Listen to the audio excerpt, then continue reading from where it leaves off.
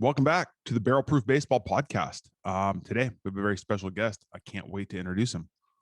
Get a little business out of the way first, and then I'll introduce you to our guest today. Support for the Barrel Proof Baseball Podcast is brought to you by Manscaped. Manscaped offers the best in supporting your men's grooming needs. As a special offer to my listeners, Manscaped will give you 20% off plus free shipping when you use the code BPB at manscaped.com. So Manscaped had hooked me up with their Perfect Package 3.0 kit, which includes their third generation trimmer, the Lawnmower 3.0, which has a ceramic blade to help reduce nicks and cuts using their advanced skin safe technology. It's also got a built-in LED light and is waterproof. In that kit was their toner, which smells wonderful, their anti-chafing deodorant, which is nice as well, and a travel bag. So nice little kit from manscaped.com. Again, 20% off with the code BPB at manscaped.com. Okay, 20% off, free shipping, manscaped.com using the code BPB. The next thing, it's a new one that we just started. If you look in the description box below, you'll see a link for Bottomless Coffee. Bottomless Coffee will ensure that you never run out of coffee for all of you addicts out there like myself. They send you a Wi-Fi enabled scale. You put your coffee bag or container on there. When it runs low, they send you more coffee based on your preferences that you determined beforehand. So we all benefit if you do that. If you sign up, you get a free bag. I also get a free bag. So this is really about helping me with my coffee addiction. So you get a free bag, but it also does benefit me and my coffee habit. So I'd appreciate that. If you are looking for other ways to support the channel, I'll leave a link below for the Patreon monthly membership. If you're not wanting to join, you can buy the Barrel Proof Baseball etched Glencairn or the Irish whiskey or bourbon ceramic coins. All right. Also, check out our friends at Walk-Offs and Whiskey. I always mention those guys, and they're doing a great job. Really excited for them. They're gaining followers on social media very quickly and very deservingly. So check those guys out, walkoffsandwhiskey.com and Walk-Offs and Whiskey on Instagram.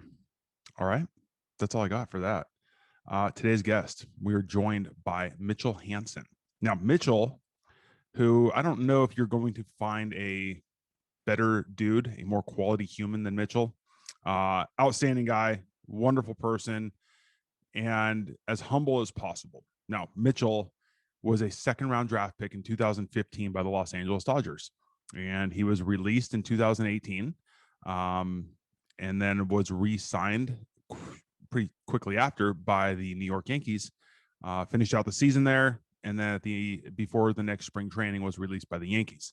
So Mitchell, who had committed to Stanford out of high school, turned down going to Stanford and ended up signing with the Dodgers, and wanted to go back to school. And so Mitch was a outstanding athlete in high school, still is, as a very good athlete who was a two-sport athlete.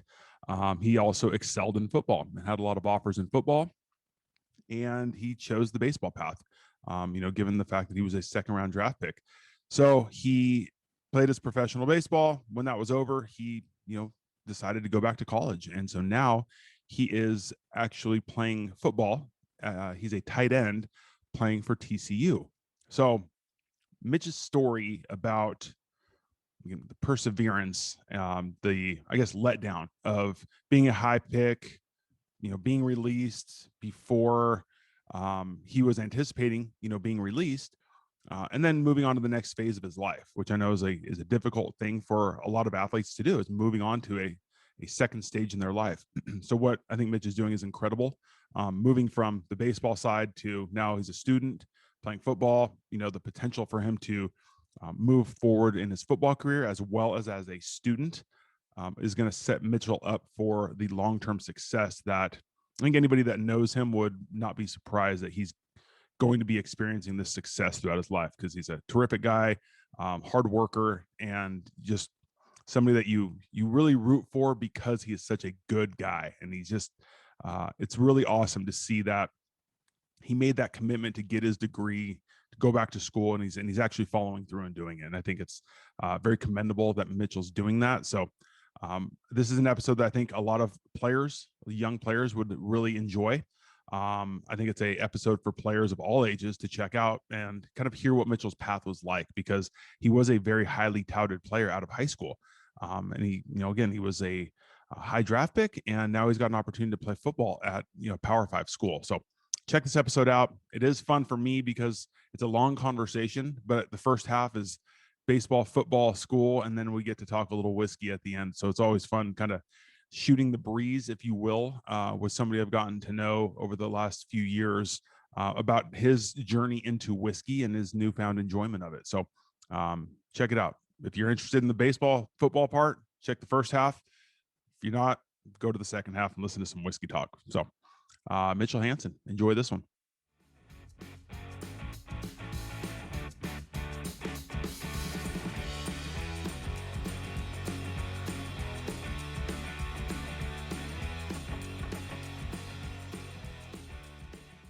All right. Today we are joined by Mitchell Hansen. Mitchell, thanks so much for joining us, man. It's good to see you again.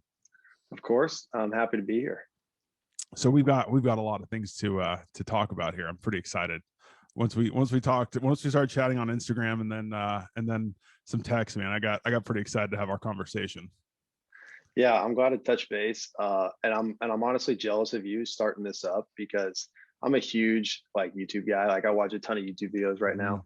And so just the whole podcasting, throwing up on YouTube, just talking about whatever you like, whiskey, football, baseball, it's honestly awesome, because everyone wants to do it. Everyone wants to start their own podcast, but to actually do it, buy the equipment, dive all in, that's pretty impressive. I appreciate it. It's definitely it's weird. It's intimidating, because it's not something you think about, oh, I'm going to start a podcast or whatever. But then you start talking to people, and it's there's some really cool people that have some cool stories to tell, and it's a cool avenue to use to talk to those people. So yeah, I totally appreciate it. All right, so 2015 second round draft pick by the Dodgers, 67th overall, out of Plano High School. Yep. Correct. Yep. Okay, so I wrote my stuff down.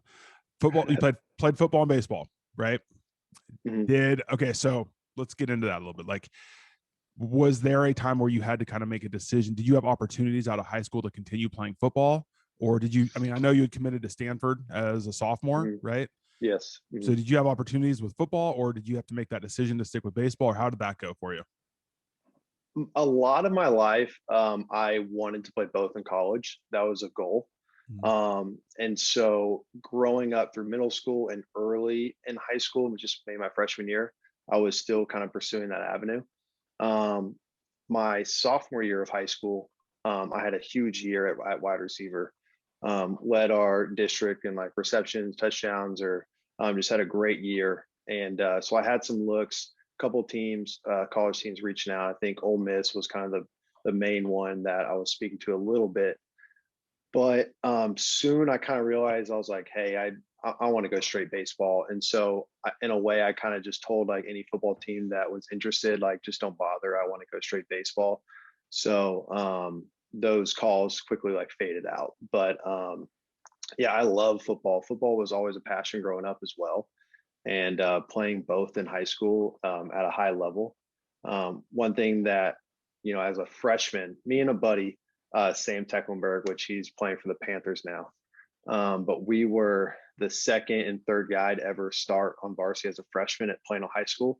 And the first guy was Rex Burkhead, and he's Super Bowl champion, 10-year vet, in the league. So I was fortunate enough to, play both at a high level and with a passion. But once I got closer to my senior year and I kind of, figured out the draft was a real possibility, kind of put football on the back burner, just played for fun, and just wanted to go straight baseball. How difficult was, I mean, obviously Stanford's a incredible school. How difficult was that decision, once you got drafted? First talk about the draft, you hear your name called, you're in the second round, did you know right then that you wanted to sign, or was that a process to make your decision between signing and going to Stanford? It was a process. And honestly, I would probably go back to right before my senior year. You have all the All-American games, the USA baseball stuff. And so I was fortunate enough to do all of those. And we played in Mexico for the 18U USA games. And so it's kind of funny. So I missed the first 6 weeks of my senior year of high school because we were in Mexico playing. And so I actually I dropped out of high school essentially, and my counselor just says, "Hey, just re-enroll 6 weeks later. It'll just make everything easier, like making up all the classwork and stuff." So I kind of like dropped out, re-enrolled 6 weeks later, and because of that, I was going to play my senior year of football, but missing the first 6 weeks of the season, it's not fair to my teammates and stuff. And also after that, I realized, hey, I'm getting some pretty serious looks in the draft. And so we decided to not finish my senior year out of football. But so going through my senior year, I kind of realized the draft was a possibility. But man, my entire life, my parents preached school, get your degree. And that's one of the reasons why I picked Stanford, because it was the best of both worlds. I got the academics and the baseball. So I always thought I was going to go to school. And then it wasn't till probably a couple of weeks before the draft. I kind of, my agent was telling me, hey, maybe first, second round. And that was a possibility. You get your number and all that. And I kind of realized I was like, okay, this is the best way to reach my dream of making the major leagues, going early as a high school kid rather than risking it in college. And, I had some friends that had some tough experiences, having a down freshman year and never like seeing the lineup again. So, I was like, this is the, opportunities God given me of getting drafted high enough. And I wanted to go out of high school. I know this is a kind of a loaded question at the time, but given, where you're at now, we'll get into that obviously, but like everything you've been through and knowing that was your ultimate goal, like, would you say that was the best decision for you at the time of signing? Or do you think going to school, again, like your second round, it's not like some of the guys that are going in the, out of high school in the 15th round. I mean, you've got a substantial financial commitment that, a team's giving you. And it's like, am I going to say no to that? Yeah. I would definitely say yes. I'm glad I made the decision. I think it was the right decision. And one of those reasons is because I have this opportunity to come back to school at a young enough age to play football. And so that was honestly always plan B.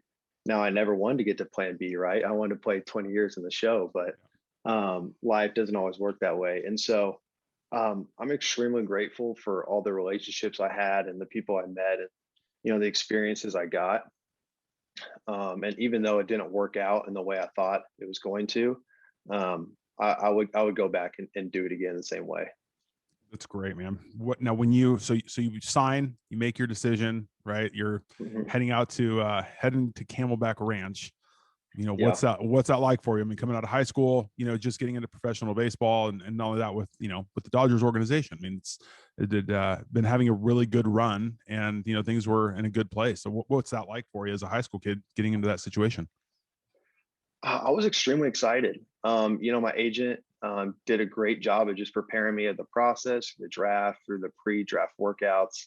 And so I was just excited to go. And, being on the USA baseball team, most of us got drafted and high enough where we went right away. So I had some friends, of course, in the same scenario and stuff. And so I was extremely excited, ready to get after it. And yeah, it was a really almost quick and exciting time where I honestly don't remember the first like couple weeks, right after getting drafted and getting thrown into the organization and stuff. But AZL was fun. It's a drag at times, it's a tough way to start, but it makes affiliate ball just that much sweeter. And then also just the different people you get to play with in the AZL, where if the guys just getting drafted or the young Latin American guys, all of the above. So I definitely love that experience, just kind of getting thrown into the fire. Yeah, that's AZL is a different, it really, it's a different animal. Like you said, you've got Latin American kids who are, 17, 18 years old, making their first trip to the United States, guys coming right out of high school, college, and then you get your big league rehab guy coming in and you see everybody all wide eyed, when you've got Yeah, somebody for like that sure. playing with them. And yeah, Yeah. it's definitely a transition, but I think it's a good way to transition guys into professional baseball before, sending them out to an affiliate. What's your, what was your kind of take in terms of once you got into just the full swing of things? Like, you kind of understand how the process goes. You get your first year in the AZL, you get to instructs. What is that process like? What kind of challenges did you find that maybe you hadn't dealt with before, coming from an elite high school and being an elite player at that level? Yeah, my first year in the AZL was tough. I didn't have good numbers. And at first I was kind of upset because one thing that I did wish I would have done differently is, going through all the pre-draft workouts and the showcases. Like I was a guy that had my hitting guy, and we would hit once or twice a week, every single week. And so he knew me so well and could help me, tune my swing up. And so when I had those pre-draft workouts and the showcases, and for honestly a month, I didn't, train my swing. And so in a way, when I got to AZL, I was just out of whack. And, one of the philosophies that Dodgers had was to not touch you in terms of your swing at all your first year, which I think in some ways is really good. But in some ways, I was super frustrated because I was struggling. I was like, I need help. I'm a guy that loves instructions. I need someone to say, hey, I see you doing this, doing that. And so I just kind of felt out of whack. And that was a tough first season for me. I wasn't performing well, long time not being at home. And so it was a tough first season, but it was a good learning experience. Um, and yeah, so I was excited that next spring to kind of make some changes and just show, okay, this is the player I am, not what I showed last season. So, okay. So you get through your first year, you get some learning opportunities, and then, coming into spring training, kind of take me through the next just couple of years, like generally speaking, in terms of, some of the ups and downs that you've gone through. And then, finally getting out to an affiliate and that's like for you, kind of getting that change of scenery from, being able to leave Arizona. Yeah, Ogden, was my first affiliated experience, and that was sweet. I mean, that place, the ball flies. It's a super hitter friendly league.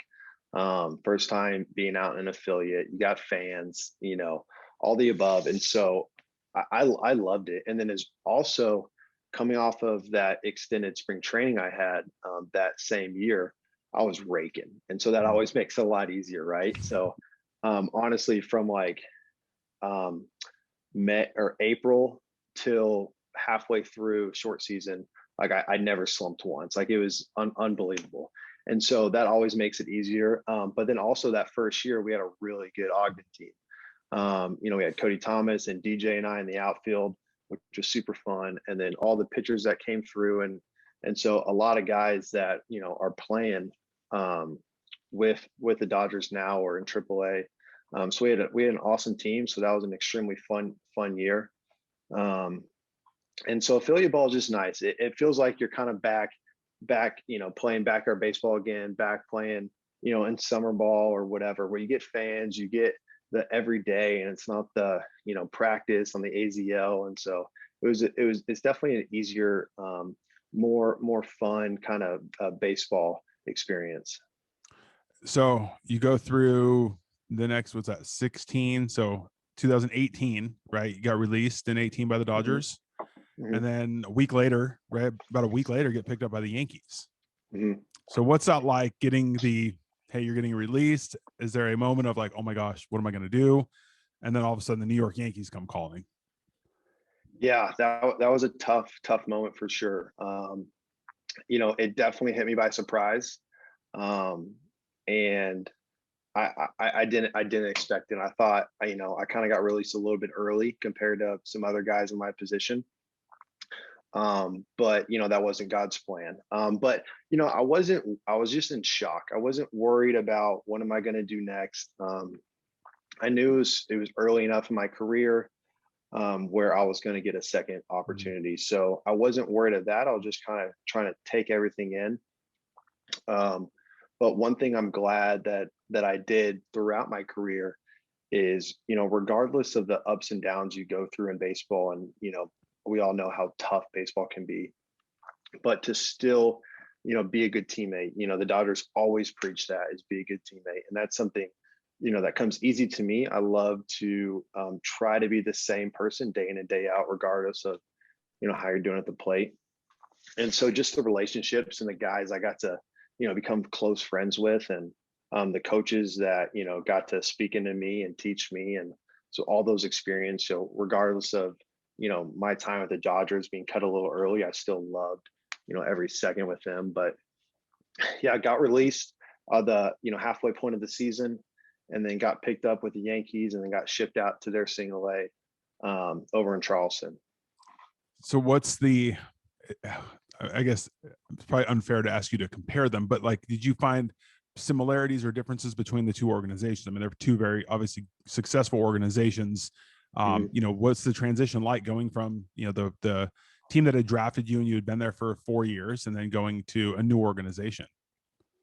Yeah, they're similar because they're obviously, big market teams, but they were extremely different. And not all, good, bad ways, but the Dodgers are super new age in technology and coaching, communication. And so in that way, Dodgers are awesome. Where the Yankees were almost stuck in the past a little bit with that scenario. But that might be an unfair opinion, because I didn't get to go to spring training with them, where I only got, the one hitting coach, and that only place that we were at. Mm-hmm. Their strength training was way different too. The Dodgers, we have, like we had it on our phone, and they had to tell us this we can do. And with the Yankees, when we were go to an away park, they were like, all right, work out for an hour, you can do whatever you want. I was like, what? You can do whatever you want? Like, are you kidding me? If I didn't front squat, the Dodgers would, like they would go crazy. But so in those ways they were different. Yankees were a little bit more old school. You had to be clean shaven, all that stuff. Dodgers, there's almost no rules except be a professional, which I really like. But they were great experiences, and just gave me opportunity to get at bats. So you can't critique on them too hard. So Sure. but I like my time there. That league, kind of like what Midland was like, it's a tough hitters park. Mm-hmm. The Charleston River Dogs, that field is huge, and the ball like does not fly at all. But again, there was some awesome teammates on that team that I got to know. And so I love my time there. So you get done the Yankees the following spring training, or before spring training get released? Before spring training. Yeah. Okay. Unfortunately, then, got that call. And then, yeah, it's weird. Like we talk about it, but it's very like everybody's been through that, and it's the weirdest thing, because like Sure, yeah, you're either getting the call that you're released, or you're retiring on your own. And like everybody wants to retire on their own, but like at some point, yeah, you're gonna be released and you're gonna be fired, and it's the part of the business that sucks. It's just the reality of it when you get into it, and it's like you don't really think about it at the time, but it's like, man, this is going to end somehow, and I don't know if I want this to, or how this is going to end. Yeah, I was getting my report. I was waiting for my report date in January, and I finally get a call, and I was like, oh great. I was like, hey, how's it going? Like, good to hear from you. And he's like, yeah, these are always tough. It's not been a good day. And I'm like, oh no, that's not good. I was waiting for, yeah, show up in 3 weeks. Can't wait to have you. Mm-hmm. And they re-signed some Rule 5 guys, and so there just wasn't a spot for me. And Sure. And that's just how the business goes, Yeah. So then so it's in 19 January 19 February. Yeah, January 19. Mm-hmm. And then end up signing with was it Evansville in the Frontier League. Evansville. Going to play independent Mm-hmm. ball. Yep. What was that like? So when did you get out there to Evansville? What's that transition like, going from, affiliated ball with two good organizations to, mm-hmm. Independent ball, where you've got a big mix of players that are there? Mm-hmm. Yeah. I think I got out to them end of April. So that was tough, just that extra 2 months of an off season. Mm-hmm. But I love my time at indie ball, just because, there's no moving up and down. Like you got one team and that's it. And so the camaraderie and the willingness to win, that gets lost in pro ball a lot of times is there. And so that was really cool. Also, it was cool because the different people that are coming to indie ball. You got good D1 guys that just didn't get drafted. They're coming over. You got affiliated guys that got released and trying to restart their career. You got some maybe D2, D3 guys that are studs, just didn't get looks at D1 and just want to keep playing. So there's a huge mix of guys, and on my team there was probably two or three other affiliated guys. But it was always funny, like going in the locker room and I had my Dodger bag on and everyone's like, oh, this guy played pro ball, like this guy played affiliated. So in that way, that was pretty funny. And also I kind of felt like the old guy too. I mean, I guess I was in pro ball a little bit, but with the Dodgers, I was a high school kid, so I was a young kid. And then the roles kind of switched and I was more the old guy, someone who's been to affiliated ball.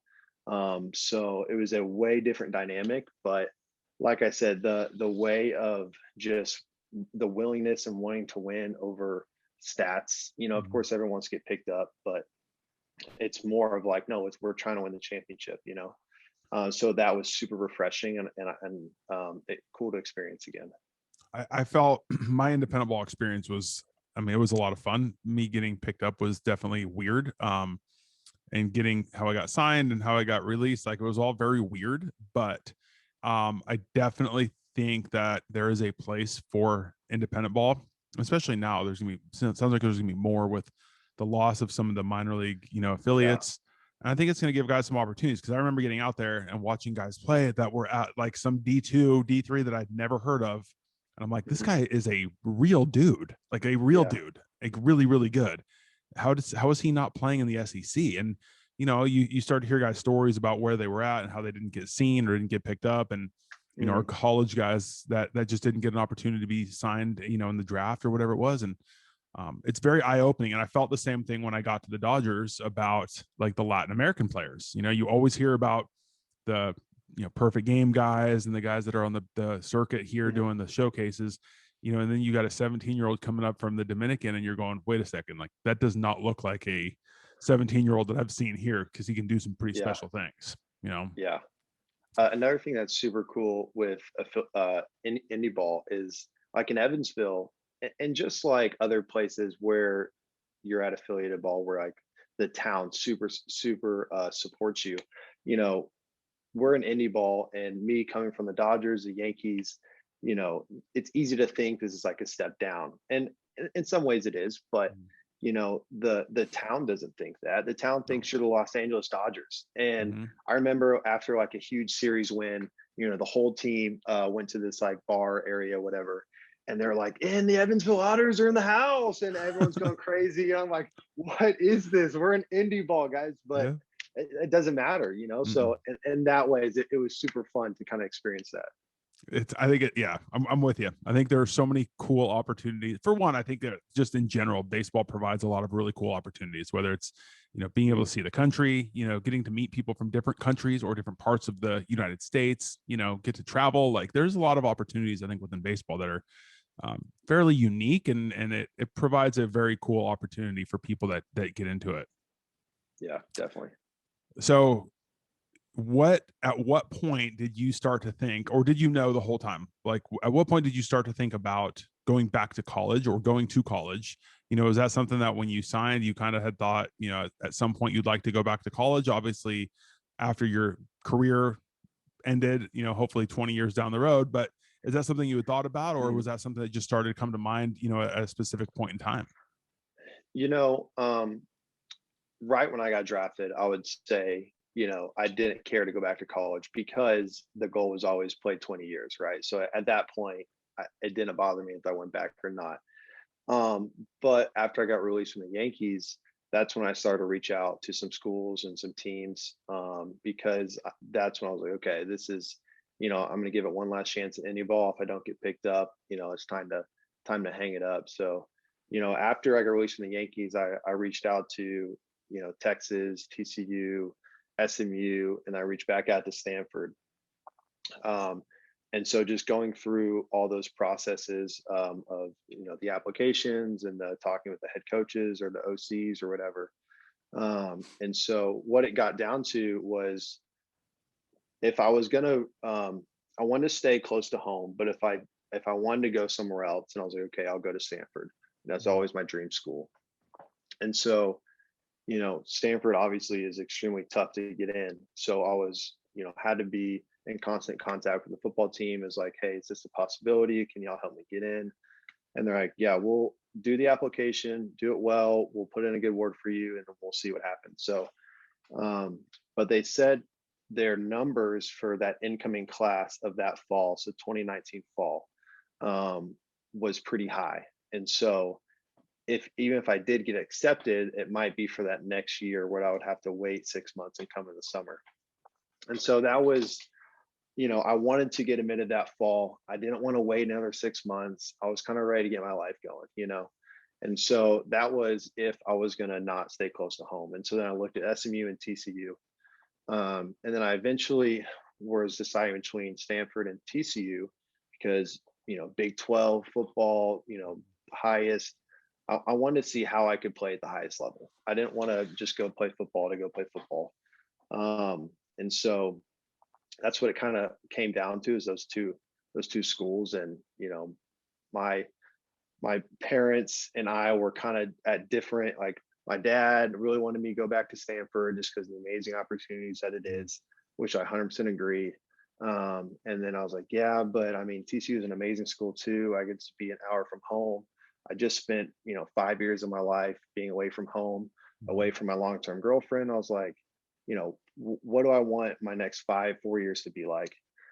And so that was definitely a huge decision. Those, 3 months after getting released from indie ball. So you finally you decided on TCU, obviously. Mm-hmm. And what is that? What's that like? Like, you've gone from, well, for one, you go from professional baseball and, a different type of a rule system, I guess you'd say, or just a different way of like communicating with guys or just interacting with coaches or what have you, into a college setting that is traditionally filled with like more rules and more, a little bit more strict type of living, I guess you'd say. Yeah. What is that like for you? I mean, and it's not to say like, I know you, so it's not like you're going, okay, well, now I have to like tone it down or anything like that, but you're going Yeah, from a sure. professional environment to a college environment. It's just inherently different. Yeah, it's extremely different. And one funny story is, when we're home or we're on the road, regardless, we always stay in a hotel for our games. And if it's an early game, 7 or 11 a.m., we're supposed to give the coaches our phones. Mm-hmm. And the first time I heard this, I was like, are we serious? I'm like, I'm a grown man. Like, I can go to bed whenever I want. Like, I don't need to give you my cell phone, So like that was like one like funny rule that's just what's like in college, Yeah. and that obviously I had to abide by. But yeah, it's extremely different, and in a lot of ways, or in all ways almost, pro ball helped me because I had that professional mentality where the Dodgers taught us how to do all that, like every day before games, practice, whatever, with the Dodgers, you had to do your pre-morning routine. You had to roll out, you had to stretch, you had to get your body ready for the day. Whereas, college football, we're practicing every day and dudes are just rolling right from class or right from lunch and then just putting on their pads and going up. And at first I was like, don't y'all need to stretch? Like, don't y'all need to like roll out? Like, man, my body hurts right now. Like, I need to go do something in the weight room, or I need to get ready, for the day. So in those ways, I was able to, prepare myself in different ways that some of these, 18, 19-year-olds that don't do, and they just haven't learned it yet. But, being 24, I kind of have already been through it and, kind of know what I need to do to get ready. So what has so far, you're a year in now? What has, are you full year? Year and a half. Year and a half. Is it 2? No, 2. So I started the fall of 19. Oh, okay. So yeah, it's been a little bit. So Did you, okay, so 19, what was your status in terms of football? Did you redshirt the fall of 19? Technically redshirted, just Okay. because if you don't play, everyone redshirt. So technically, Yeah. so I'm technically a redshirt freshman Okay. going on to my redshirt sophomore year, I believe. Okay. But I'm not going to use all 5 or 6 with COVID now, so Mhm. not that it really matters. But I have I'm a sophomore year now, and I'm going to graduate a semester early. Mhm. So I essentially have 2 more football seasons left. What has the, I mean, how is it now going for one, like school? Like what's going to school like after going through, professional baseball, and now you're back to being a student? Yeah. Once I got drafted, I was like, great, I'm never going to write a paper again. I'm done, like no more finals. Um, English is definitely the one that I was like, I can't, I'm not a reading writing guy. I'm a math analytical, like that's just how I think. So at times it's tough, but again, coming from that professional mentality, school hasn't been that difficult. And I mean, I've always been a good student. Both my sisters were great students, and so at a young age, I looked up to them, and it was almost expected to get good grades. And then also in high school, my friends were super competitive, and that includes in the classroom. So Mhm. like I wasn't trying to be that one kid in the friend group that didn't make good grades. So in that way, that really helped me in high school. But you know, it's also easier in college when you're older because the social setting isn't important to me. Sure. I'm 4 or 5 years older than a lot of these people, and so the need to go out on weekends or do this, do that isn't as important. And if I need to just do football in school, I can do that no problem. So just putting the time in needed to get good grades, but surprisingly, it hasn't been as hard getting back into school as I thought it would be. What are you majoring in? Finance. Okay. Yeah.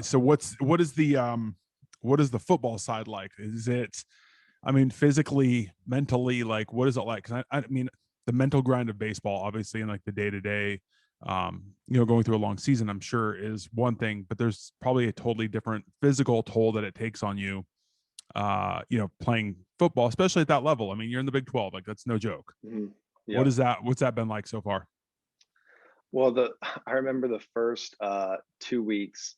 Um, so our Tuesdays practice during season is our longest practice. It's 5-minute periods, and we go for 24 periods. So it's like 2 hours, but then we have a bunch of like pre-practice stuff that takes a while.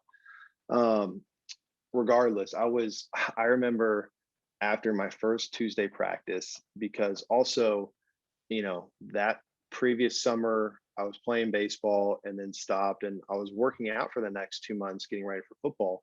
But the running, and I came in as a receiver, so I was running routes all practice. So I remember after that first practice, I could barely walk to my car just because my body was so broken down. Running, sprinting, having to get through linebackers, whatever, for Mm. 2 straight hours. I was not ready for that, and so, but it's definitely you get over that. The body recovers and it learns. So it it hasn't been as bad at times, but I mean, I'm 24, about to be 25. I got some aches and pains that a lot of people do, and but not a lot of 19-year-olds do. Mm-hmm. So I have to do a lot just to make sure my knee feels good, make sure my my glutes are firing, like just different things that I know I need to do to perform well and to run fast and everything. So you just kind of learn that as you do going through pro ball, um, and you kind of get through the day. I have to imagine that's got to be a huge advantage for you, having been through that, like you said, 18, 19 years old. You kind of, you give it a little like crack of the back, and you're ready to jump out there and go play. And Yeah. once you've been through it a little bit, and how important it is to prepare your body, that's got to be a big advantage for you. Having that experience. Yeah, Um, it Go was ahead. Sorry. hard. I remember also, you know, in high school I played receiver, but I also played quarterback. But when I played receiver, I was an outside receiver. And what I didn't realize coming back now Now I'm an inside receiver. Like it's a bit, well, inside receiver slash tight end. And so when you're an inside receiver, you have linebackers to deal with, you have roll down safeties to get around, you have, people bumping you in your routes. And when you're an outside guy, you just have your corners. That's kind of it. So, I didn't know how it was a fun learning process. Like that first year, I came in late. I came in after fall camp. And so I was pretty much just stuck on scout team the whole year. But that actually was extremely well. Like it helped me because I got to go against our starting defense every single day in practice. So it's almost like I got, 5 game reps or game days a week. Learning how to beat coverages, read coverages, get around guys. And so it was fun to learn the difference of outside, inside. And it was fun to almost like compete every single day against our starting defense coming back. And so, that was always super important to me, was just competing. I didn't want to hang up the spikes and then just go to school and, go get a job. I was young enough and hungry enough where sports is always in my blood and competing is in my DNA. And I just wanted to keep that going. So all of that and football allowed me to continue that process. I mean, it's pretty incredible. Like you go from, everybody wants to be drafted out of high school, and you get drafted out of high school and you go play professional baseball, and, then you get an opportunity to go play football in the Big 12, where, a lot of guys really dream of going and playing football at a high level. Like that's really cool that, like you said, you've got that competitiveness, but also the skill and ability to compete at that level. I mean, it really is, it's pretty special. When last year you guys got 10 games in or so, is that right? We finished, I think we got 9 games. No, we got 10. I think we got a full 10, which is surprising. How many games did you get in last year? So last year I got to finally get on special teams, which is huge, which kind of a funny story. So, my first year, like I said, I was on scout team. I came in late. So like there's no time to get on the field once the season started. You have to do that in spring ball and fall camp. And so the next year, I was like, okay, I'm gonna, work my way up the depth chart. I had some seniors in my position, so I knew playing at receiver was going to be limited. But I was like, okay, I'm going to do everything I can to get on special teams. And so, fall camp comes and goes, and my name never comes up for special teams. And finally, I go to our special teams coordinator. I was like, hey, I would love to get on special teams. I work extremely hard. I'll do whatever it takes. Like I'll get my job done. And he was like, oh man, like, yeah, we love you. Like we know you work hard. Like you should have just came and asked me sooner. And I was like, I would have known I could just ask you. I would have done that 2 years ago. Anyway, so I got on special teams. I was on kickoff return. And then we were playing OU, and the guy in front of me like hurt his foot. So the second half of OU is my first time like actually getting on the field and playing special teams. And then I did start on special teams the rest of the year. And then I got in on 2 or 3 games at receiver, just, handful of plays here and there when our starter like was tired or whatever.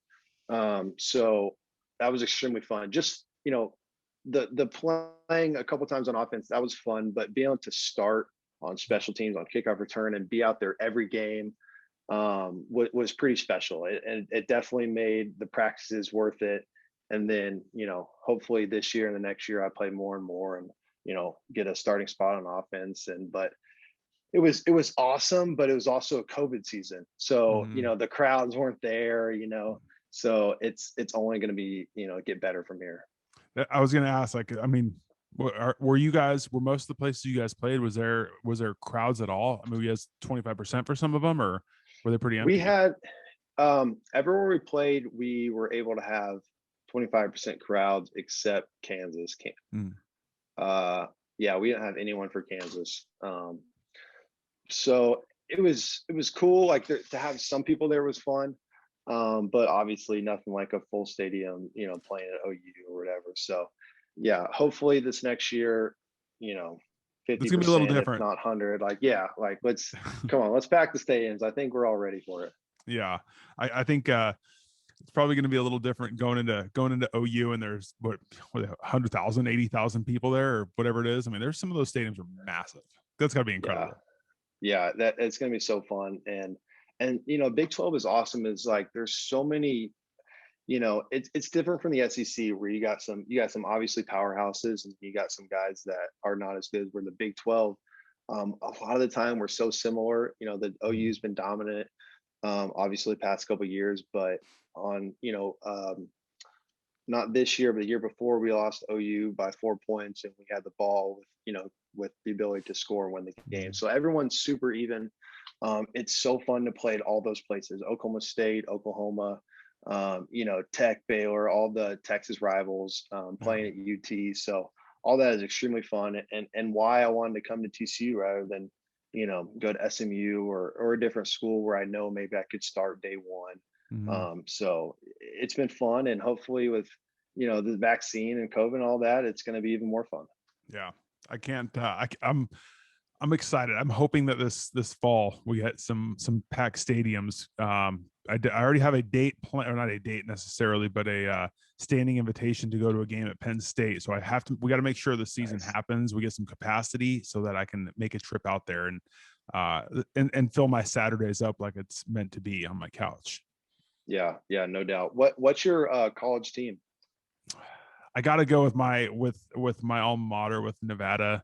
I went there. I need them to win.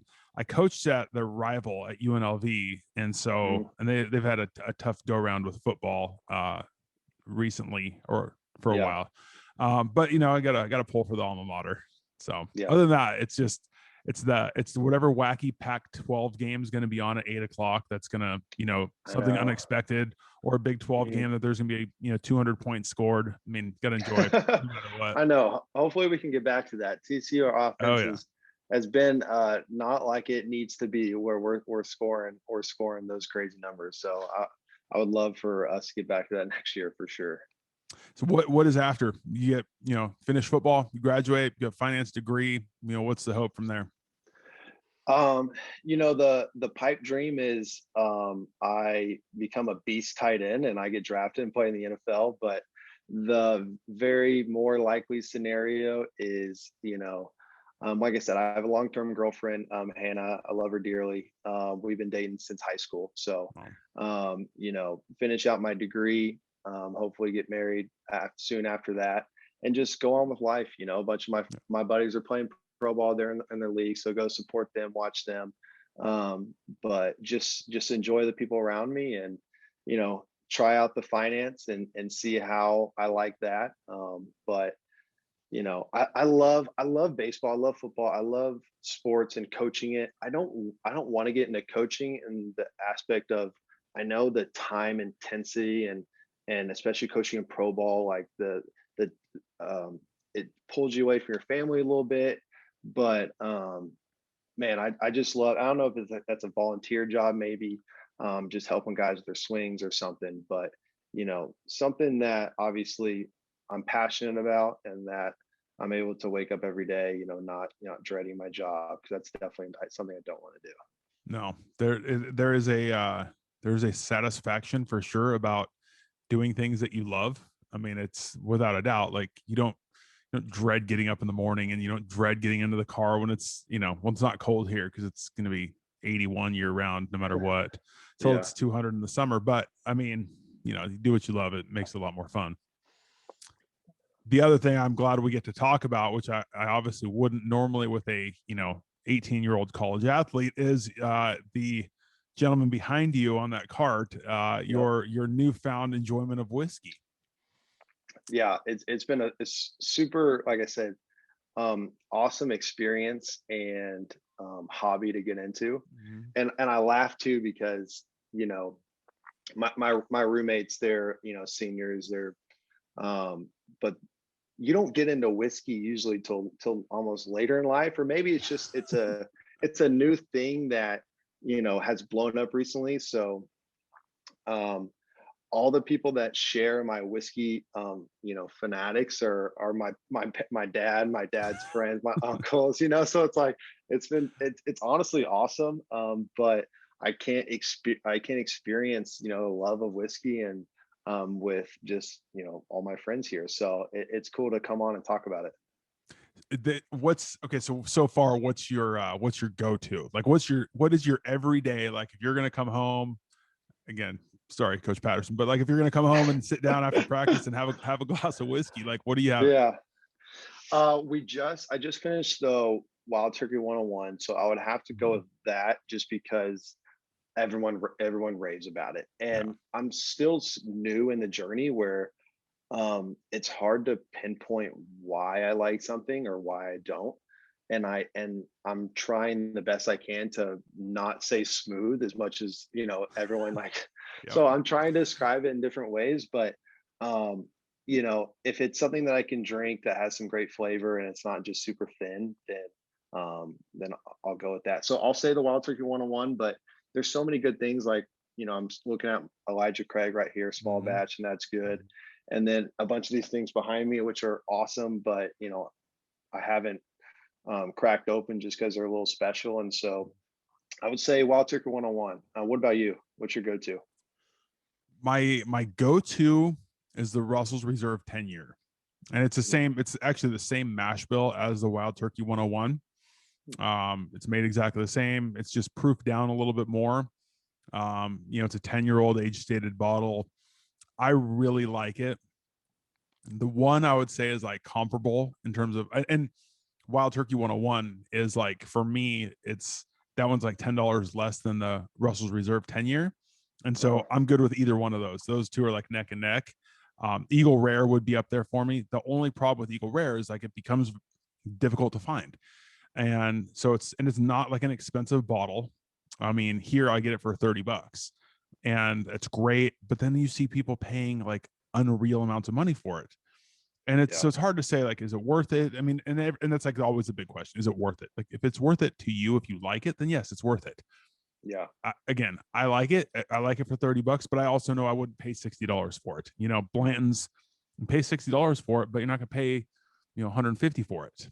yeah. So yeah, No, what I don't like here, Texas, like you only can buy alcohol through liquor stores and mhm, through, like you can't go to Walmart and get alcohol. So, sure. or liquor. And so in that way, I don't know if it's just here, it's just my city or what, but man, everything, the prices are extremely expensive. Yeah. And I hate that, I know certain states have laws against that. And I don't know what Arizona's is, but I mean, the Eagle Rare, I asked for it for Christmas. I know it's Mhm. it's not an expensive bottle, but the liquor store by our house had it for $100. And I'm like, Mhm. I know that's not $100 whiskey, Yeah. but where else are you gonna find it? And You're right. so I really don't like that because I love buying different bottles just to have in the collection because I hear so much about it. I watch so many videos about it. They look so cool. Mhm. But it makes me mad when I know people can buy bottles for $30 and they're 60 at that places that I go. And it's frustrating because I don't want to spend that money. No, and that's, I think that's kind of what kills like the whole whiskey industry as a whole is those things. And not only that, like, I'll give you an example. The other day, mm, I was at Walmart, or Walmart here, so has it like the best whiskey collection. I've got Blanton's there, I've gotten Weller there, and they had Weller Special Reserve for $29, and they had Weller 12 for $37. And I went on Drizzly, and the Mhm. Weller Special Reserve was $109, and Oh my the Weller gosh. 12 was $199. And so, if you're, again, to each their own, but why would you not? If I see a dozen Weller 12 sitting there and I can get them for $37 and sell them for 200, the only reason Yeah. I don't is because I don't want to be that guy.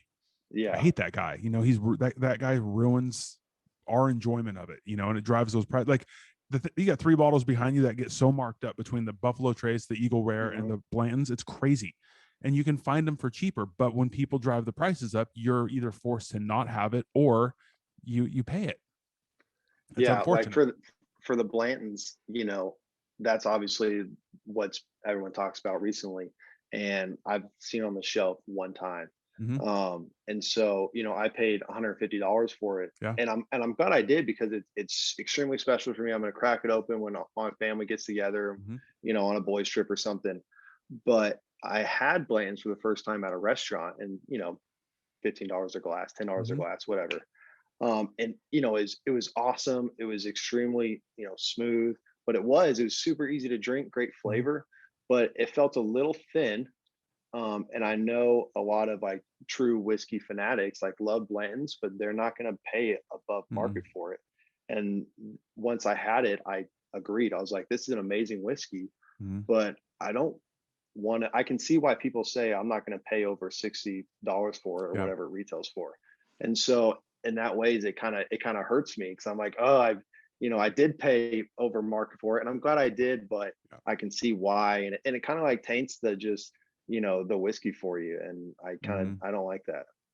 Yeah. I think it gets down to a point like if it's worth it to you, again, if it's worth it to you, you pay for it. Yeah. And I don't think there's anything wrong with it. It's just unfortunately people have found that they can take advantage of those things. I've gotten really a lot of these craft distilleries have been sending me bottles and samples, and they are really, really good bottles of whiskey. Hmm. Unfortunately, sometimes the price is more indicative of the rarity than it is the quality. Yeah. And some of them are really good. There's a couple of them that I would not buy. And like once it's gone, you'll probably never see it on my shelf again. Yeah. However, it's tasty, but it's like, are you going to spend $90 on that bottle? It just doesn't mean enough to me. I have a bottle of Wild Turkey 17-year bottled in bond. It was expensive. I Uh-huh. mean, I spent like $200 on it, but it's their Yeah. second bottled in bond they've ever come out with. It's 17 years old. Like it's just an oak bomb. And I was Hmm. saving it for my 40th birthday. And lo and behold, I opened it up the night the Dodgers won the World Series, and then the next time was on my birthday. So, Yeah. like, it is worth it. It's a special occasion one because I'll always remember what I was drinking when the Dodgers won the World Series. Hmm. Just like For you will sure. with the Blantons that you bought, even though you paid more for it than you would have liked to. Yeah. But I Yeah. think the So part of the fun is finding the ones that you can drink every day that aren't going to break the bank, and then having your other ones that are there that you can really enjoy with more for the moment and for the group than just exactly what you're drinking. yeah, no, for sure. And like I said, my dad, my uncles, my cousin, they're definitely into whiskey as well. And so I texted them, a week ago and say, hey, we need a golf trip, whiskey trip. Let's get that planned. Like that would be so fun just to share in those experiences.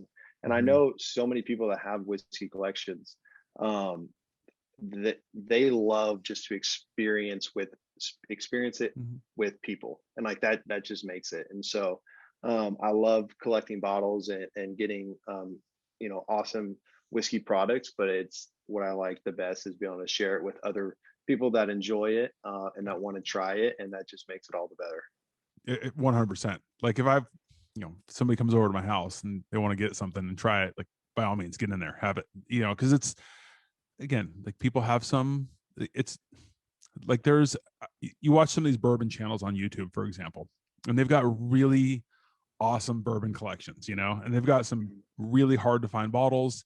They've got a ton of people donating to their pages, and they're Mhm. spending a lot of money on bottles that are really hard to find. And it's great as long as you open it up. Like you have to drink it, you have to enjoy it because there's a Mhm. time and a place to have those. Just collecting them so it looks like a museum doesn't really do you any good. So it's Yeah. like have stuff you're going to enjoy. And if you have an expensive bottle, like if somebody's going to enjoy it and get a kick out of having a sample of Pappy, then by all means like share that and let them enjoy it. Because for yourself, if you're going to drink it by yourself sitting on the couch, like what does that do? Yeah, that's nothing. Have you gotten to? I know I've watched a lot of your videos, if not all of them. You said you like Irish, and you Mhm. started into Irish. Have you gotten into Scotch, or what else have you kind of tried, liked, or didn't like? I've got I've got one bottle of Japanese. I've got Hibiki Harmony, and it's good. I'm glad I have it. It's kind of the same thing. It's not super expensive. I mean, for what you're drinking, like I think it's fine. I think you would have it and go, yeah, that's good, But it's nothing. There's nothing really special about it. And that one to me, and I heard like the Hibiki 21 is really good. However, again, you're talking about a $60 bottle versus a $300 bottle. Like I didn't love Yeah. the harmony enough to go, wow, I really like that. Like, let's see what their step up is for Yeah. $300. Yeah. So the Japanese ones, like I would definitely try it. Scotch, I've not gotten into, and not because of any other reason other than those price points seem to jump very quickly. And Mhm. like you can get a very what like monkey shoulder you can spend, you know, 25 $30 on, and it's fine. Like it'll work as a scotch, you know, but it's not, there's nothing special about it, but it's $30. The Uh, jump from there to like a $50 bottle, which you can get a lot of really good bourbons for $50, yeah. that's kind of prevented me from getting into scotch. Now I do have the Ardbeg Wee Beastie scotch, Mhm. and it's super peaty. I really like that. Those Isla scotches, I mean, the different regions of Scotland that have their Yeah. distilleries, it's interesting to learn about. I just haven't got into enough of the areas to know enough about them. So I haven't dove into like scotch very much. I've got Dewar's, the white label, just because my dad likes it. So if he's ever here, like I've got Dewar's waiting for him. Yeah. But I think that's it with the scotch. How about you? Have you gotten into any? Um, I wanted to have a couple scotches just in the collection just to have, people wanted it to, and so I wanted just the mainstream. I wanted the Lafroig, I wanted the Mm-hmm. Ardbeg, Mm-hmm. maybe a reasonably priced Macallan, but Mm-hmm. um I saw a Lafroig 10 on, one dinner menu. So like, perfect, let me try it. That was the worst thing I've ever drank in my life. And I'm gonna go back and try it again. And I'm glad I tried it because now I definitely don't want to spend $60 on a bottle Yeah. yet. But I tried on the rocks. Man, I took a sip and it was terrible. And I waited about 30 minutes, took another sip, and I just pushed it to the side. Like Mm-hmm. I didn't get the smokiness where people say like it's like eating a campfire or drinking a Mm-hmm. campfire, but I definitely got that iodine type. It was felt Yeah. like I was drinking perfume, Yep. and it was terrible. And so that was once a thought that I wanted to get, those Ardbeg and Lafroy, and just have it in the collection because they look cool. But now I'm like, maybe not. So I Yeah. might try to once I get once I kind of cover the bourbon section without getting, the special releases, just the standards, Yeah. getting a rare breed or getting this, getting that. Then I'll probably jump into some Irish, maybe some Japanese. But Mm-hmm. so I dipped my toe in a little with the Scotch and the Lafroig, and it was tough. Now I do have Monkey Shoulder here, Mm-hmm. which You like I it? know that's definitely I haven't opened it yet. I've been meaning to and waiting, but again, my roommates don't really love it. And I don't really just want to just drink by myself, especially something I'm trying. If it's something I Yeah. like, then okay, great. But if it's a new experience, I don't really want to do it by myself. So I haven't cracked it open yet, but I will. I I think will it's eventually. fine. I think it's fine. Like I don't think Yeah. there's nothing about it that you're gonna go like, oh my god, this is incredible. But I think it's totally fine for like to me again, without having Scotch knowledge, I would say Yeah. it's probably like a good everyday Scotch. That's what I would Yeah. assume. I really like that Ardbeg Wee Beastie. It's like a 5 year Hmm. old. It's really peated. I mean, I really like that.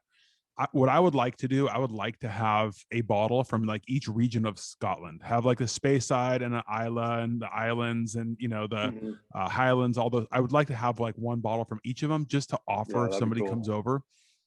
But like, some of those bottles that are good but not great, like they're still running $100. So it's hard to like justify trying a bottle for $100. Yeah. I the Doers is fine for me. The Chivas like 18 year is under $100, and that's really good for me. That I really like that one, and it's a step up. It's a little more aged. It's probably not going to win awards in terms of Scotch fans, but I did like that. Like the Irish ones, like I went to Ireland 2 years in a row, and man, I love Irish whiskey. I really love it, and Teeling is my go-to. I'm a huge fanboy of Teeling, and I'm not afraid to hide it. They just came out with a peated one called Black Pits. It's very unique. Like I love that one. They do all these different cask finishes that are really unique. Even just their general, like their standard small batch is outstanding. But we did actually, James Wildbrenner and I did blind tasting of 5 different Irish whiskeys. We had Jameson, Tullamore Dew, Bushmills, Powers, and Teeling. And Teeling and Powers were by far the best. But part of it might have been the finishes out that are on it. It adds a little bit of sweetness.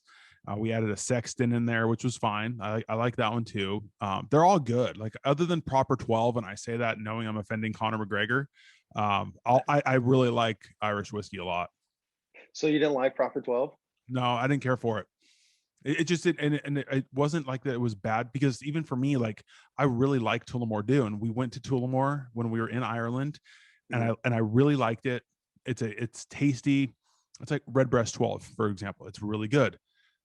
To me, there's nothing special about it. Like there's nothing unique about it, and it's not to say it's bad. It's just like that's where Teeling for me is a step ahead because there is a special factor to it where the Tullamore, even the 15-year-old that I have, it's good. It tastes really nice. It's just like it's a good whiskey, and it's not overly expensive. I mean, it's under $100, and it's an aged Irish whiskey. But I don't know. You got to sample them. Yeah, I definitely want to try them just to be, versed in what I like and what I don't like.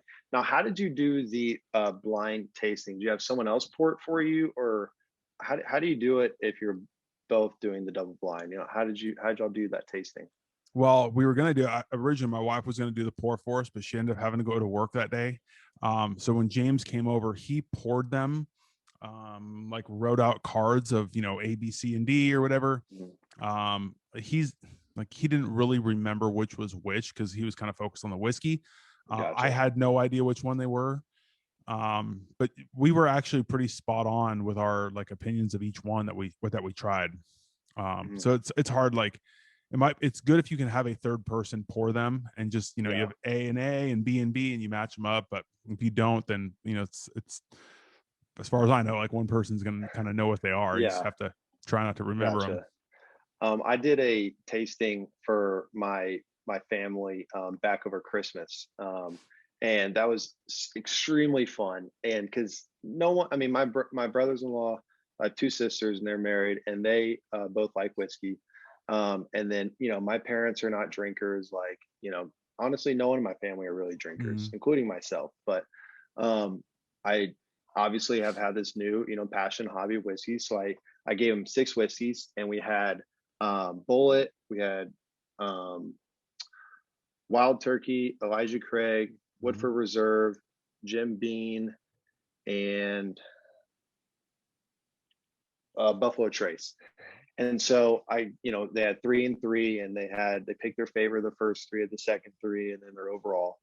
And I kind of figured this might happen, but it's extremely funny. Everyone except one picked Jim Beam as their ultimate favorite whiskey. And it's just because, they're not whiskey people. So it's easy to drink. It's got flavor. It's thin, like it doesn't burn you. And so one of my brothers-in-law, he likes whiskey. He buys Eagle Rare a lot. That's his favorite. And so he was so crushed when he said he found out he picked Jim Beam as his ultimate favorite. Wow. He was so crushed. So that was such a fun experience that I got to share with them and everything. So yeah, that was cool. I think it's valuable to do those things because you start to find out like, are you attracted to the brand and knowing what it is? Like if you have Pappy 23, is it really good because it's Pappy 23, or is it really good because it tastes really good? Yeah. I don't really know. I recently got into rye. Actually, that's what I switched to right here is the Sazerac rye. Yeah. But recently got into them and I hadn't been into them. And I was up in like Northern Arizona and there was a little liquor store that I'd heard about. So I went in there, good prices, really good selection, and just started chatting with the guy about rye and said, hey, I haven't dove into them yet. And he got me samples of different whistle pigs. And it was like the 10, 12, and 15-year whistle pigs. And they were unreal. Like I couldn't believe how good they were. But the price difference between the 10-year and the 15-year didn't match the quality, in my opinion. Like if it's the 15-year, it's going to taste better to you. And so I think when you don't know, it's probably better just to sample them that way, because it's like, if you really like it, why not get it? If it costs you $12, get that one. Don't spend the money on something other than saving it for like a special occasion if you don't really have to, because you don't know the difference. Yeah, I agree. Have you had or have in your collection or tried, or what's your experience with Pappies? Or I see that Stag behind you, Stag Junior. I just got that. I got that yesterday. I've never had it before. Oh, nice, nice. Just got it. Did you find it? Someone sent it to you or what? Yeah, no, I walked in. So this one, it's 131 proof, by the way. Yeah. I went to go and get, so a friend of mine sent my wife and I some organic wine, and it was really good. And so I wanted to get there, like early yesterday, because I had stuff to get done. And so I went there like right when it opened, and I got there and I saw it sitting on the shelf, and I was like, "Hey, you have Stag?" Like on the little customer service counter, and he goes, "Yeah, we got 3 bottles." I'm like, "Let's do that," because I'd never had one, and it's retail. It was at retail price. So Was it liquor store or like Walmart? Like Total Wine. Was it? Total Wine. Yeah. So I was like, yeah, I need to do that. So I got that one, and then I picked up a bottle for one of the other coaches that's down in the Dominican that was asking for something. And so I have not had Pappy. I've never had it. I've never had any of the B-Tax, the Buffalo Trace Antique Collection, like the Stag, the George T. Stag, Thomas Handy. Yeah. But the Eagle Rare 17 would be like my Great White Buffalo. That's the one I'm dying to try. Just for the sake of the fact that I really like Eagle Rare. And Pappy, like I really like wheated bourbons. But if you can get Pappy at retail, again, you can get a couple of them under $100. And even like the 23 at retail, like Total Wine just had their drawing. If you're in their Grand Reserve thing, you win the drawing and you can buy it at retail, which is like $200 and something, which is, again, I don't spend $200 something on bourbon, but that bottle on secondary market's going for like $8,000. I mean, I saw it on the shelf for $8,000. Wow. So no, I haven't gotten into those yet. The Wild Turkey 17 year is the most expensive one I have personally. I've got 2 bottles of Blue Label, of Johnny Walker Blue Label. One I bought for my wedding to share with my groomsmen, and the other one was a gift for my wedding. And again, it's fine. I would never buy it again. I have no interest in buying that again. There's nothing about it that's particularly special. If you didn't know it was Blue Label, you wouldn't care. Yeah. So, well, I saw on your Facebook page, someone shared a charity auction for buy a raffle ticket, and the lineup that they had, I was just drooling over, just because. And I know I would never win that, and I haven't bought a raffle ticket. It's $100 a ticket, and I don't want to throw away $100, but in the back of your mind, you're just like, but what if you get all of the, like, oh my gosh, that would, I know that's insane. So another funny story, Cody Thomas, we were golfing a month ago or so, and I was telling him about whiskey and stuff, and he said, yeah, for his bachelor party, his future father-in-law and also agent, Bobby Witt Sr., got him some Pappies, and I was like, oh, that's sick. Like, you save it, you have some? He's like, oh yeah, we crushed the whole bottle that night. And I was like, oh, no way. I was like, and 1, that's awesome. Like, that's exactly what it's for. And 2, I was like, no, I want to try some. Like, oh my gosh, that's sick. I mean, I'm right there with you. I want to try it. I don't care. I'm never going to buy a bottle above retail price. Because again, like I think people like the bourbon fanboys, they get a bottle, and it's like they taste it thinking that this magical like thing is going to happen. It's like New Year's Eve at midnight, some magic's going to happen. Like, it's really not. And it's going to taste like bourbon, and it's probably going to be good bourbon. But I've also heard so many stories about people that paid over what they should have for Pappy and said, it's just okay. Like, again, is it the bourbon, or is it the knowing it's Pappy? Where do I have? There's a book. So this book here called Pappy Land by Wright Thompson. First of all, this guy's an incredible writer, but he spent a bunch of time with Julian Van Winkle, with the like Pappy Van Winkle's grandson. And he writes a story about, the family would go to a bar and he would order Pappy with a twist of lime or a twist of lemon on the rocks.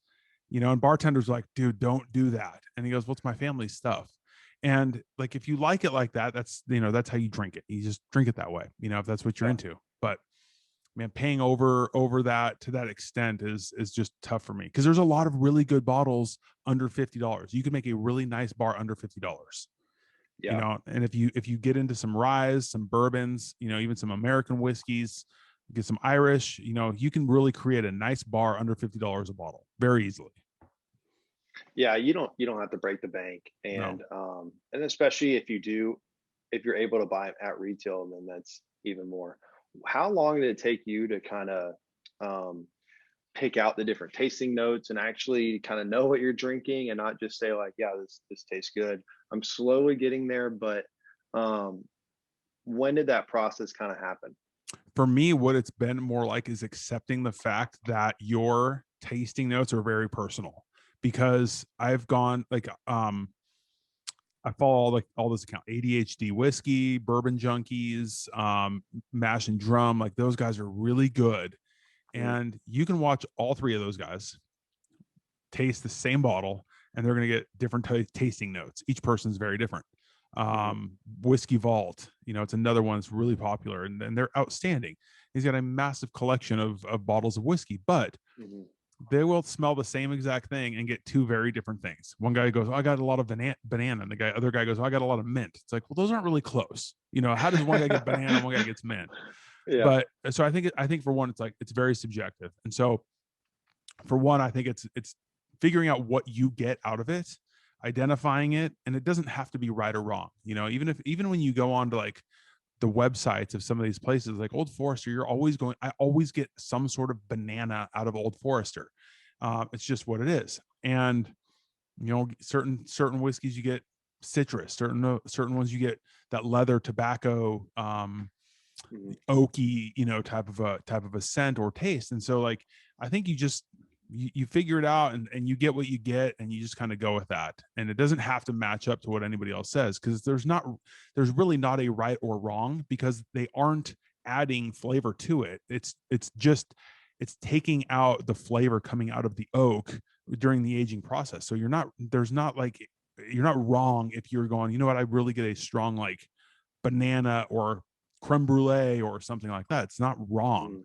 Mhm. One thing I've had to get better at is separating like the nose from the taste, Mhm. because like that Old Forester 1920, you smell it and you're going, man, that is really sweet. I mean, it's fruity, it's sweet, it's really nice. And then you take a sip expecting that, and it's 115 proof of like spice and oak, and you're Yeah. going, Yeah. holy cow, like that is way different. So Yeah. yeah, I think it's just making it personal, and not thinking that there's a right or wrong with it, I think is really the key to me. Yeah, that makes sense, and I'm getting there, but Mm-hmm. I definitely can. When I taste different whiskeys, I need to do more of the A to B comparison where you have them both with you, um, but just going from one day and another the next day, I'm like, I don't can't say why this is different, but I definitely know there's differences, and I really like this one compared to that one. My buddy's dad, he is well into whiskey as well, and he gave me this, and he takes his Oh old yeah. bottles and cuts it and Mm-hmm. just has them around. I think these are the coolest thing. And so Yeah. he gave me this Buffalo Trace one, and I was like, dude, that's sweet. You should do like a little Yeah. side hustle for it. But I love, just like I said, collecting the bottles, and I've collected all my empty bottles too, Mm-hmm. um, just because why not? I keep And the I so keep I got a tealing thing back there. Like all the I just keep the caps. The caps are oh yeah, cool. I keep the caps, but my wife got me the Blanton's candle up there. This here oh is that's cool. it's a whiskey. They're whiskey socks. Um, and it came in like a little whiskey barrel. Like, there's a lot of really cool stuff that's out there, and Yeah. it makes the hobby a lot of fun. What's that Blanton's candle like? Is it just I you haven't burned know? it yet. Is it I haven't. supposed to smell like Blanton's? Like, is that the whole No, thing, or I don't think like it smells like Blanton's. It's just yeah. I think it's just something that they make. But yeah, I really dig it. The owner of Frey Ranch sent me like he sent me one of these Glencairns up here. He sent me like a little handkerchief and a tape measure, and That's Um, cool. yeah, like the people in that industry are just so cool because they're so invested in it personally that it makes it a lot of fun to like get involved with, and Yeah. I think the people are cool, but then like the fans can kind of ruin it. Like the bookers back behind me, I mean, it's Uh-huh. really good, but the fact that it's it's um it's fairly scrutinized, and I don't know if it's right or wrong or if it's fair necessarily. Mhm. But it's there's history behind it, and it's cool, and I'm glad I have a bottle. But we used to buy it for like $40 less than it's getting sold for right now. Yeah. Um, yeah, there's a lot of really good options. And then like out of Texas, what's funny is you start to see a lot of like really small distilleries coming out of Texas, Mhm. and they're really highly thought of, like is it Balcones or Balcones? People, Balcones, I think. Yeah. yeah, like people love them, and I've had one bottle, and I honestly, like in the most polite way possible, it was awful. I hated it. I had to put so much ice in it and have a cigar with it for it to be drinkable. Uh-huh. Now, in fairness, I got their like lowest level one. I didn't buy a special edition or anything. I bought like just their standard pot still, and I thought it was horrible. Yeah. Um, Garrison Brothers I've never had it. I've had a couple of sips, but it's just beloved by the fans. And those are their standards are gonna run you like $75 or more Yeah. every single time. Iron Root, they're sending me samples, which I'm excited about, but it's the same thing. Like they get expensive, but they're a little bit more affordable than some of the other ones. But there's a lot of distilleries popping up. Breckenridge out of Colorado was great. Chattanooga out of Chattanooga was awesome. So like there's a lot of cool distilleries popping up. Yeah, I haven't tried the Balcones one. I know they have so many different variations of Mhm. what they do, which is pretty cool. The one that I don't like right now, I don't know if it'll change, probably will. But I'm not the biggest fan of Buffalo Trace, just their flagship one. And I don't know it's because I'm not used to the pepper note as Mhm. much as the different weeded bourbons. And so it's just a little bit harder to drink than some of the other ones I got. And I almost hate that I don't like it because I know everyone loves it and it's such a cool bottle, cool story. I love the distillery. But just right now it's not the favorite. So yeah, everyone has their own preferences and that's great. And you said one of the Whiskey Tribe YouTube channels, which I love them as well. They say, whiskey's best of how you like to drink it, and that's Mhm. all that matters. So I definitely agree to that statement. Yeah, I think that's where people like kind of go wrong on it is like there's not like if you like it, drink it. Like I don't care if you want Coke in it. I'm not Yeah. putting Coke in it. But if you like that, by all means do it. But you drink it how you want. And again, like you mentioned the stories, like Buffalo Trace for me is fine. Like I would never hunt for it. If it's Mhm. there, I like having some of it like on hand. This is my decanter, the baseball decanter, Yeah, it's and sweet. and I have Old Forester 100 in there. It's $18. It tastes great every time you drink it. Uh, It's very simple, but people they go crazy for that Buffalo Trace, and I don't. There's nothing special about it. Um, the story, like it's a bourbon company, like we talked about before we started, the Uncle Nearest. That's a mhm, cool story. Like mhm. he was a slave making whiskey and like responsible for being the biggest whiskey company in the world. I mean that's a cool story. Yeah. So you get caught up in some of those, and like you can get excited about them, but others it's like what, just because everybody likes it doesn't mean you have to like it. But Mhm. Yeah, this whole thing's been an awesome, journey and just a mhm. fun habit and hobby to kind of get into. I need to be better at, like you read about a bottle and you hear about a bottle for months and then it's like, oh, you finally see one on the shelves. It's like, great, I'm going to buy it. But like we said before, if it's a little bit too expensive and it's like, no, you're still paying $60, like Mhm. a lot, $60 can go a lot, for a lot of different things. So, Yeah.